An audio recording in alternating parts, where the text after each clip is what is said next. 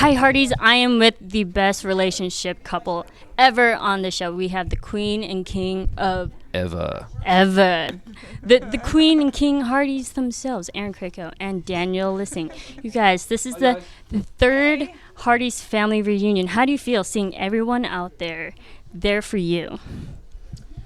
Well, they're not just there for us, but they're there For everybody. for the show. And it's I said it last time as well. It's a testament to the show. It's a testament to the content of the show. From all the puzzle pieces, actors, producers, writers, and these fans are so into this show. It's crazy, but in a good way. In a great way. In a great way, exactly. They keep us employed. Right. How about you, Erin? What's your take on seeing all the Hearties out there for everybody? It's really amazing. It's validating. It makes us feel great about what we do and the stories we tell. And sorry, I'm losing my voice a little bit. And getting to hear some of the stories from the Hearties of how the show has impacted their lives and really helped them mourn in some cases, help them celebrate. It's really been there for them through all walks of life, and that's a very special thing to hear. It's really nice to be able to connect with the fans in that way. It definitely is special. We all love watching it every single week, especially when you're on. And everyone was sad when Jack left, and then when you were there and Jack wasn't there. No. Everyone was sad that Jack left Elisabeth, especially right after a big proposal that everyone was waiting for. Mm-hmm. But what was that dynamic like? Not having you there for the last 4 episodes of the season, and you filming it without your characters' other half. How was that dynamic like to film? Well, I mean, it was sad not to have Dan around, of course. But like we were saying before, the show is really an ensemble piece, and it's not just about Jack and Elisabeth. So there were lots of other amazing stories to tell. We got to focus on the kids and Abigail and all these other great characters, and we got to focus on them in a different way. So it was nice to get to shine the light on them a little bit more than you would when you had Jack and Elisabeth, doing all their romantic scenes and things like that on camera. It was nice to get to explore other sides of the show. Yeah, definitely other sides and other characters came to the forefront when Jack wasn't there. And we all know that Jack's coming back. I mean, you're here. Mm-hmm. So, in coming back, do you think, you filmed few episodes of this upcoming seasons, but is that it going to be an ongoing storyline of maybe the war is going on, or Jack brings some of that war back with him of the fighting the good fight that he went off to go fight? It's interesting you should say that. We're dealing with some themes that I think the audience of When Calls the Heart can relate to, and that is young men going off to war. And there are a lot of people that watch this show, particularly in Middle America, I would say, with people in their family that have served in the military and whatnot. And so war is the most unnatural thing there is for a human being to be forced to be in a situation or go to liberate other people by killing other people, and that changes people. And so when Jack goes off to war, even though he believes in the cause, at the end of the day, watching your mates die, and it takes a toll. And so I love that we've started to explore the effects that can have on Jack's character this season, where he comes back and has things to deal with and things to go through, and that was great to play. Yeah, and we're all looking forward to watching that and bringing up those dark themes that I feel like a lot of people might not want to talk about, but it's so realistic that you kind of have to talk about it. Yeah, it's relevant now. It's always going to be relevant, when young men go and fight and die for their country or for freedom or whatever the reasons. At the end of the day, it's a pretty universally heavy topic, and universally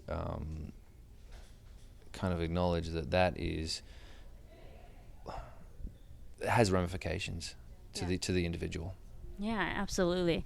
And sorry, we're getting pretty heavy in this, but I think that's very... It's important. These things are important. It is. And I love that we're tackling issues where, look, this is, a political, relative to the political climate, relative to a whole bunch of things that are going on in the States right now. And I know that I believe that the audience, when Calls the Heart, can really understand that because they're in it. Yeah. As Americans, going through everything they're going through now, and it's interesting. It's definitely interesting. It's very topical and very relatable. And I think what was great, the whole last season 4, the writing was so great, and your performances were amazing from both of you. I mean, Erin, you broke all of our hearts when you were singing Danny Boy. And it was, it was great. It was like Emmy-worthy performances from both of you. And but we saw different sides to Elisabeth in last season. Especially, we saw a more stern side, especially when she was dealing with the Wyatt brothers, who was causing troubles in the community. What was that like, playing a more stern, authoritative figure towards children, which is a different side than what we usually see of Elisabeth? Well, you just said a lot. I'm sorry. Yes. No, that's okay. First of all, thank you. Danny Boy and that episode in general was incredibly emotional for us, and I appreciate the support. And as far as like seeing a sterner, more serious side of Elisabeth, I don't like having to be hard on children ever in life, on camera, whatever. It's hard for me because I love them so much.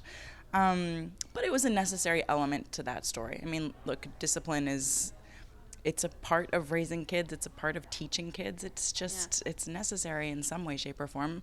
And those Wyatt boys needed it. They did. And it was really a cry for help. So getting to tell that story was, it had its challenges, but it was really good. And I think in general last season, getting to see different sides of Elisabeth was really fun for me to play and to go deeper with her. It's nice to be able to stretch in that way.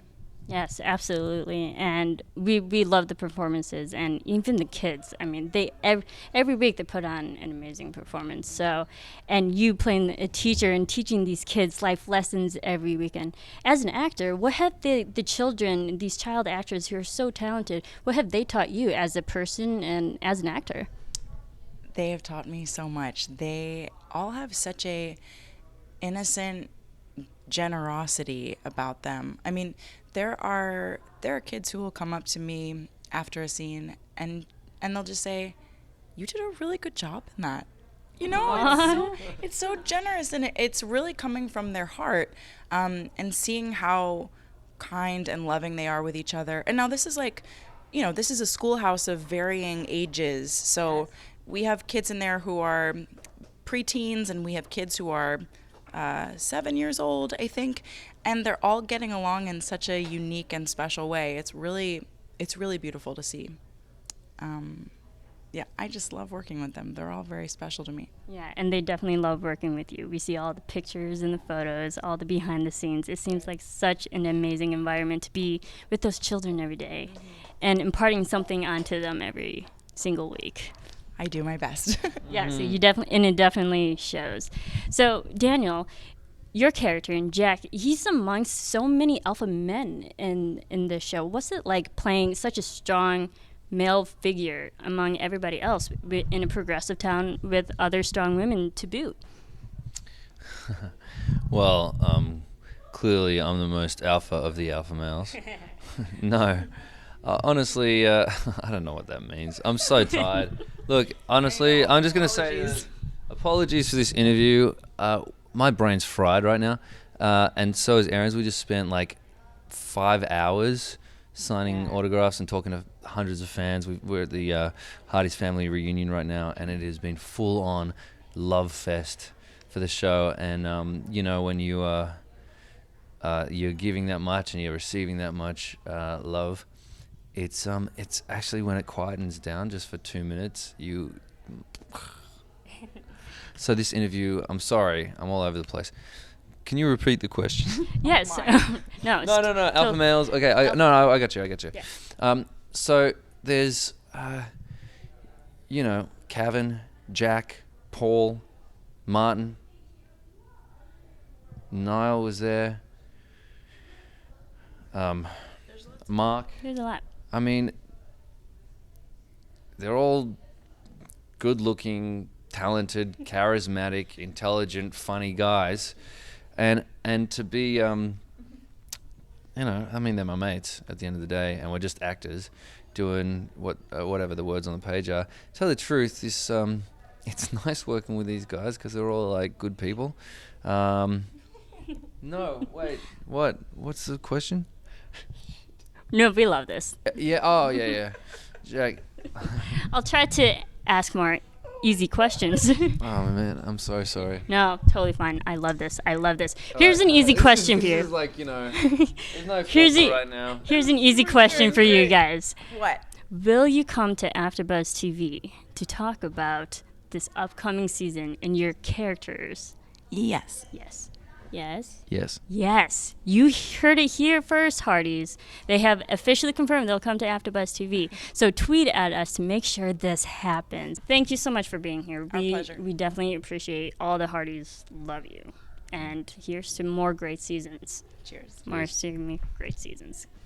Excellent. We love you, Hearties. Bye, Hearties. Bye, AfterBuzz TV. Thank you, AfterBuzz TV. Mwah.